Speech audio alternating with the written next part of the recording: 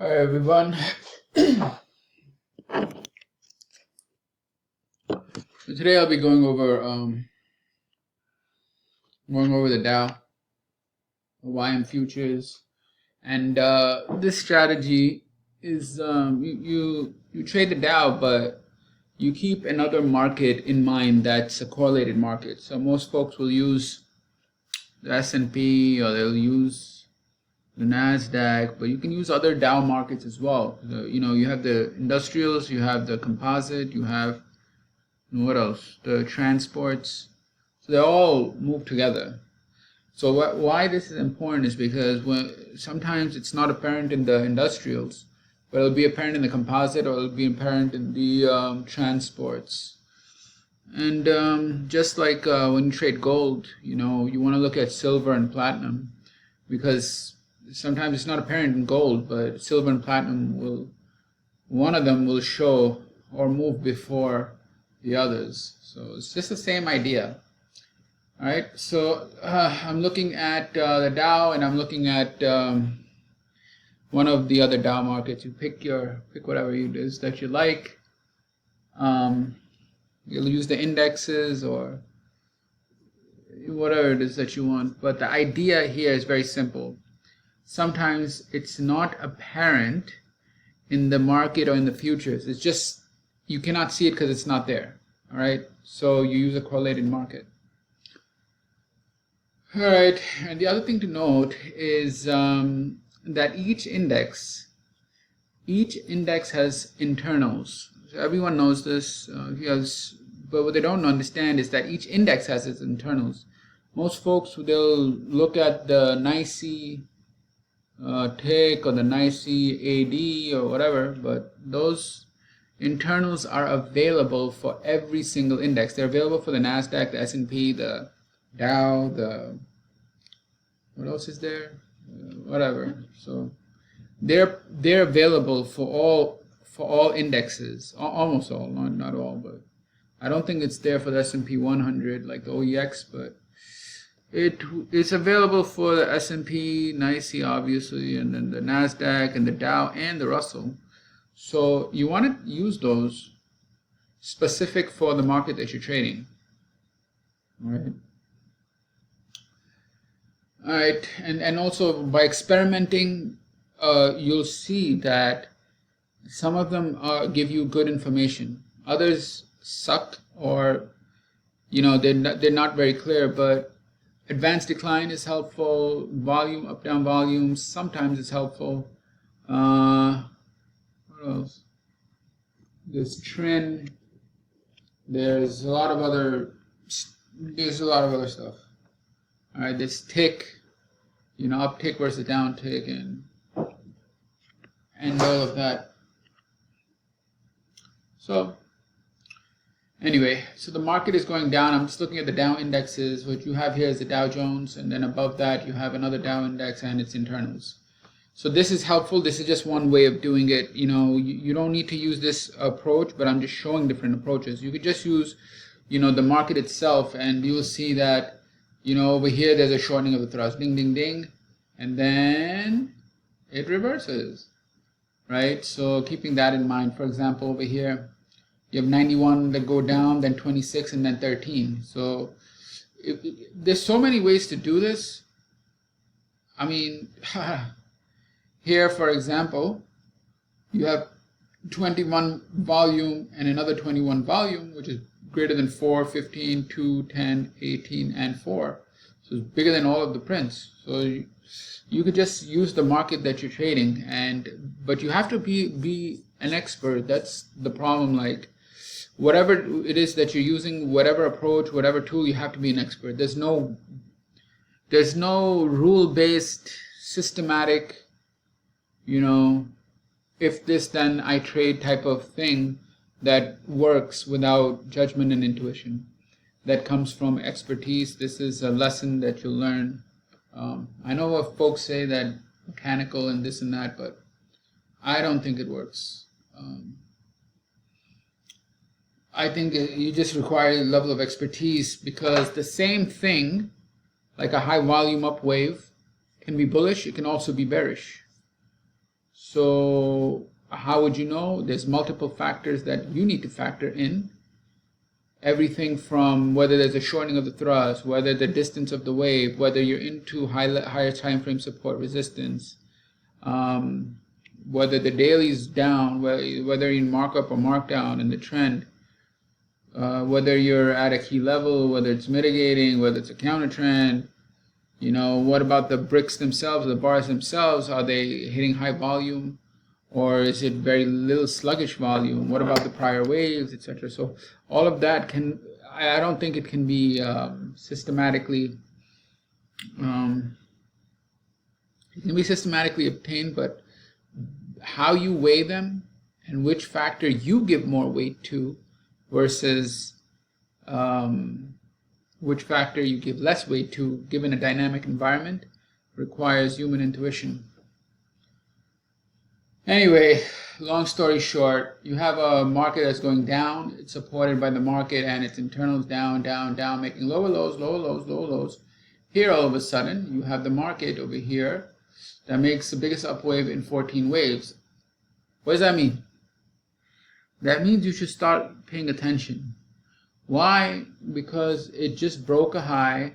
It made its biggest wave in 14 waves. It's not a small, it's not like the biggest wave in 4 waves. It's not like the biggest wave in 5 waves. It's the biggest wave in 14 waves. Now, immediately, what you want to do is take a look at the left-hand side and the right-hand side. What do you see on the left-hand side? I see shortening of thrust.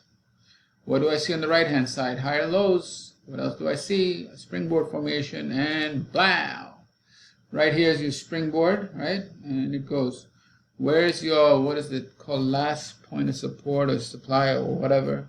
It's basically just a lack of supply. That's what it is. That's right here. That's right there. And here, they broke the wave, but if you combine the wave, there's a 42 volume. That's very high. So, I mean, you have the shortening of the thrust, you have the buying, you have the lack of supply here, and it flies. That's what it does. And it's evident up here as well. Okay. Now, and that's what I'm saying. Sometimes one market doesn't show it, but the correlated market will show it. And if you do gold trading, you'll see with silver and platinum what I'm talking about. If you're already a gold trader, you know exactly what I'm talking about. All right. Now it goes up, it goes up, it goes up. And in this situation, it goes up, and then you have the biggest down wave in 7 waves, right? And you also have shortening of the thrust. So, I mean, that's what I'm saying happens. It happens all the time. When you have that change of behavior in the background, you want to see at least 2 things. One of 2 things. One, climax, the other, shortening of the thrust. It will almost always be there. The third thing that could happen is effort. Meaning high volume effort, but it's just not going. So as soon as you see a change of behavior, look at the background and it'll tip you off. And then it goes down, down, down, and it continues and continues and continues. And here, this time, you have a good amount of, you have your higher high, about 12 stocks, which is bigger than 165. So already after the lower low, it's actually making a higher high with 12 stocks. Pulls back, making higher supports, making higher high, and here it does the rally. Right there, higher highs, confirming, and you have this really nice trade off of this big volume brick right here, which got tested and flew. And that's all she wrote. So, so basically, here we had a change of behavior or sign of strength, making higher lows, and then blast off. And then here you made the lower low, and you had a change of behavior here. And what happened after the higher high, it went down. So already I'm thinking, And then the first pullback, which is only 13, and then 2 and 4. I mean, this is not going to go in. This is not going to go up. It's going to go down, and it does.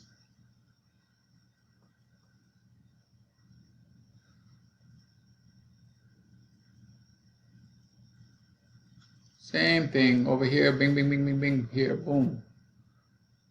Right there. See? 9, 7, 14, 22.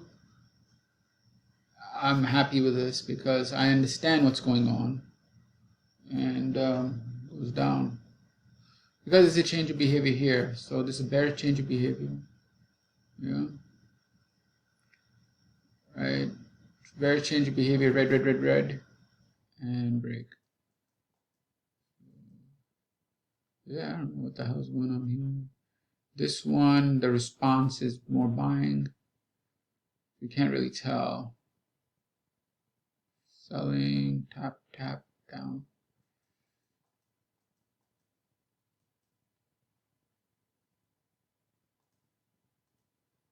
So that's what I'm saying. You can't mechanically just go, oh, you know, it's gonna work, because it's not. It's just not. You cannot mechanically think that way, that, you know, just because it's a big wave, it's a change of behavior. This is the rookie mistake, is you have an uptrend and you have one down wave and it's a big wave and you think the trend has changed. That's the rookie mistake. That almost every Wyckoff trader, they make that mistake, because they don't do two things. One, they don't look at the higher time frame location. Is that a support, resistance, spring, or upthrust position, or a test of a breakout, breakdown? And two, they don't wait for the pullback to see if it's a lack of supply or a lack of demand. If it's not lack of supply, lack of demand, it can get bought. Weakness can get bought and it can fly higher. So those are the two rookie mistakes. Anyway, over here, make your higher high. Buying, buying, buying.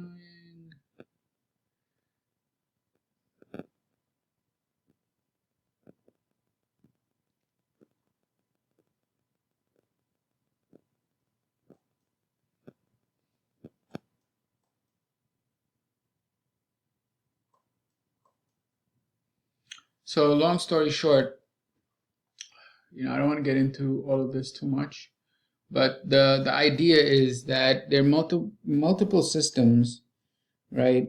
That, because supply and demand, it will show itself.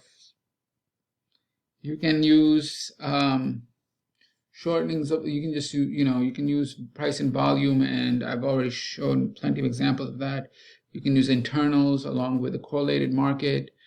You can do a lot of stuff, but in either case, expertise has to be developed, and it requires a lot of practice and actual trading in order to do so. Like right here, boom, right here, there's something, 49 waves, 45 waves, all of that. Right now, I look up here. Holy shit, making higher highs. Oh, okay. What's going on? All this buying leading to higher high, leading to higher high. So we know that this is a spring right there. And that is the buying that defends.